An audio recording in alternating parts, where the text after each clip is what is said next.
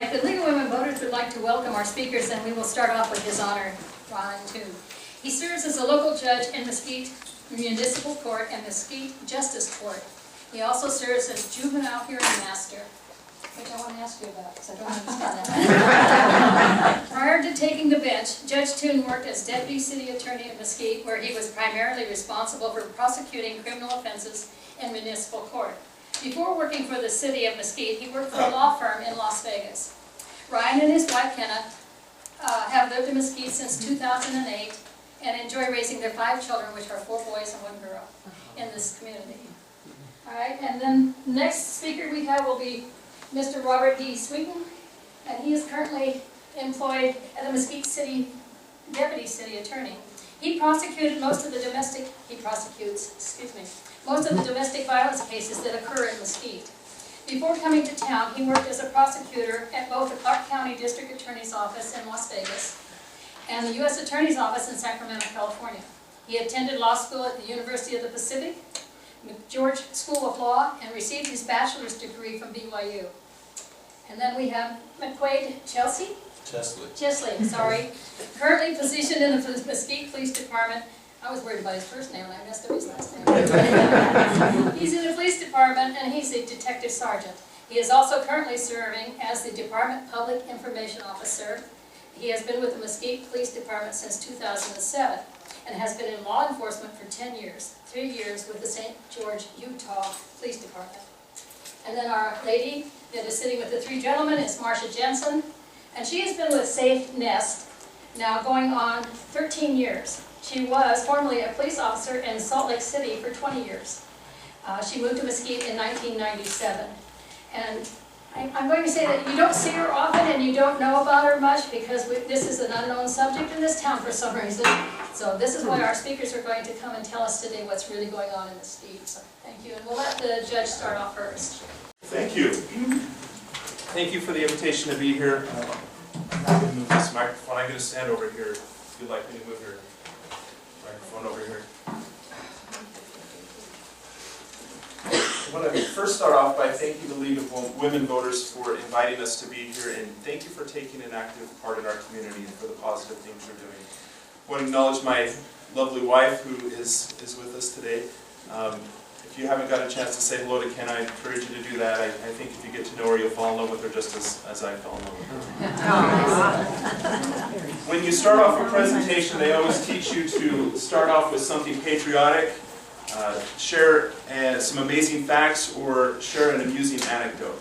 So as I was thinking about what I might do today, I thought, well, maybe we can sing the Nevada State song. It is Nevada's 150th anniversary. But I thought I might be the only one singing, so that would not be good. But it's Nevada's birthday, 150th birthday this year. So if you don't know the Nevada State song, I'd encourage you to learn it. My kids came home singing it, and I said, "What are you singing?" And they taught it to me, and I actually really like it. I thought, well, maybe I can share some amazing facts with you about long speeches and short speeches, and the fact that one person even died after giving a speech. But I decided I'd go with an amusing anecdote. Some of you have heard me, may have heard this one before, but I'll go ahead and try and share it with you anyway. There was an old man who went to a doctor. He's very concerned about his wife's hearing. He was trying to find a solution to help her with her hearing, and so he goes to this doctor. The doctor says, well, let's see if we can get to the bottom of this. Why don't you go and try an experiment? When you go home, stand behind her about 20 feet and ask her a question, and move forward until you get a response.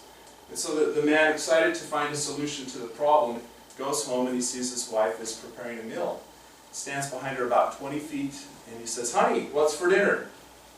No response. He moves up about 5 feet. Again, the same thing happens, no response. He moves up to 10 feet, no response. And finally, when he's 5 feet behind her, he says, honey, what's for dinner? And she says, for the 4th time, it's lasagna. My wife tells me that there's probably a message in that I need to pay attention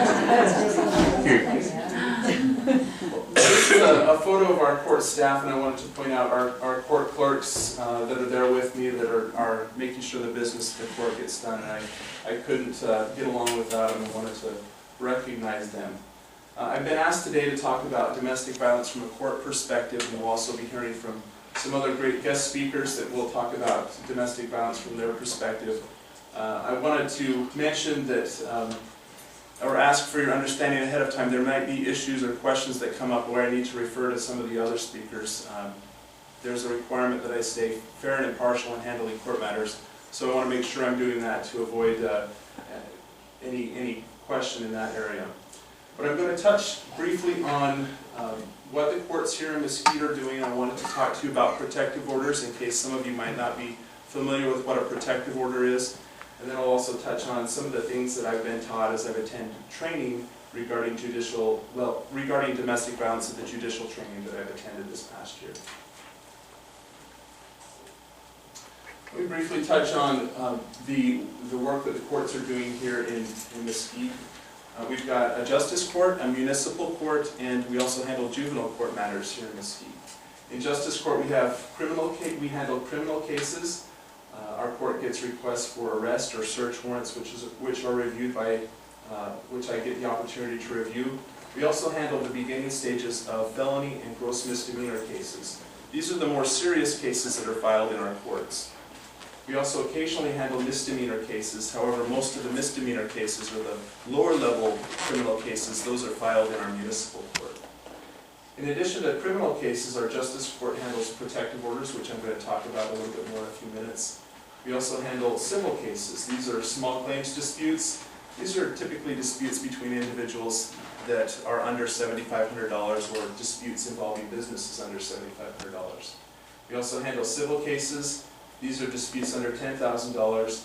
And while small claims cases, you don't often see attorneys, you would more likely see attorneys in civil cases. We also handle landlord-tenant disputes. And an example of a landlord-tenant dispute that might come to justice court would be an eviction. In municipal court, the cases we typically see there are traffic violations or criminal cases. These are the misdemeanors that I mentioned. Examples of misdemeanors might be trespassing, disturbing the peace. Some of the more serious misdemeanor cases we see are driving under the influence of alcohol or domestic battery, first or second offenses. We also handle juvenile court matters, and I think there might have been a question about juvenile court cases that are handled here in town. Years ago, all the juvenile court cases were handled in Las Vegas by district court judges or hearing masters.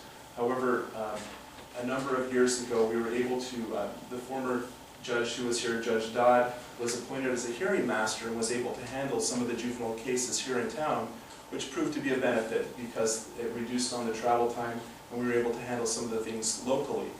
So at this point, if someone's been taken into custody in connection with the juvenile matter, and they remain in custody, they're seen down in Las Vegas. However, if someone's released with a court date, then we're able to see them here in Mesquite. And really the types of cases that might come into juvenile court would be the same types of criminal cases you would see in adult court for misdemeanors or gross misdemeanors or felonies. And it really runs the gamut of types of crimes. Let me take a few minutes and talk about protective orders. What is a protective order? Well, basically it's an order that is issued by a court that tells a person not to contact another person or not to go to a place where that person might be.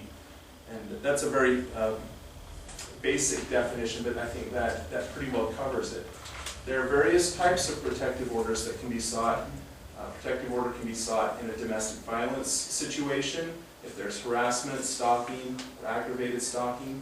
A protective order can be sought if there's been a sexual assault situation or workplace harassment. And the process is very simple. An application can be obtained at the court clerk's office, or it can be downloaded from the court website. And if what happens is there's an application for a temporary protective order. A temporary protective order can stay in place for up to 30 days. And If that application is granted and somebody wants to extend the protective order, they can make that request with the court, and then the court would set a hearing, and the person who would be the subject of the protective order would be entitled to notice and an opportunity to come and attend that person, as well as the person that has requested the extension. And let me tell you the length of time. Basically, a protective order could be extended for up to a total of 1 year from the time when the first protective order is sought. Now, I wanted to talk to you for a few minutes about domestic violence, and I understand that the group is also interested in getting some statistics about the number of cases being filed in our courts. This past summer, before I get to that, I want you to know that the Nevada judicial system takes domestic violence issues very seriously. Over the course of the last year, I've attended probably 4 weeks worth of training at various conferences and classes I've been required to attend. And at virtually every conference or course I've been required to attend, there's been training for judges on domestic violence. This past summer, one of the classes I attended at the National Judicial College in Reno, there was a presentation on domestic violence, and something the instructor shared with us really resonated with me. He pointed out that domestic violence affects all segments of society, all races, all economic groups, all ages, all religions, and all sexual groups. And I was interested to see if that held true in Nevada.